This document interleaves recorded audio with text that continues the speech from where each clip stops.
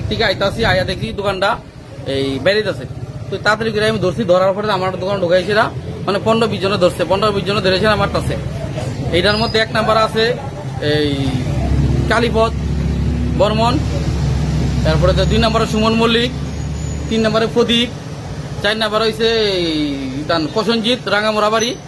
এই আমার গলা সেন্টাটান দিলে গেছে গা, দোকানপাটের জিনিসপত্র ভেঙে লাইছে। আমি একজন বিজেপির কর্মী, একনিষ্ঠ কর্মী। এই বই দোকানের উত্তম আসলো, এই পাশের দোকানে বই দোকান উত্তম আসছিল।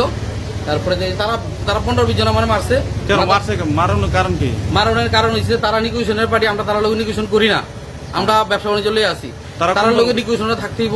তারা কোন দল করে? তারা বিজেপি পার্টি করে। আপনিও বিজেপি করেন? আমিও বিজেপি করি।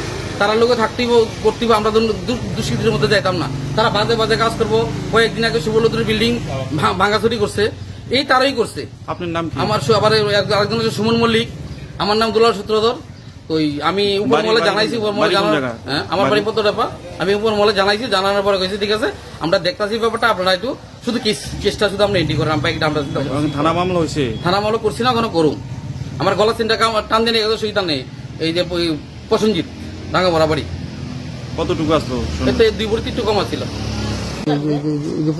দাউটা লইছিল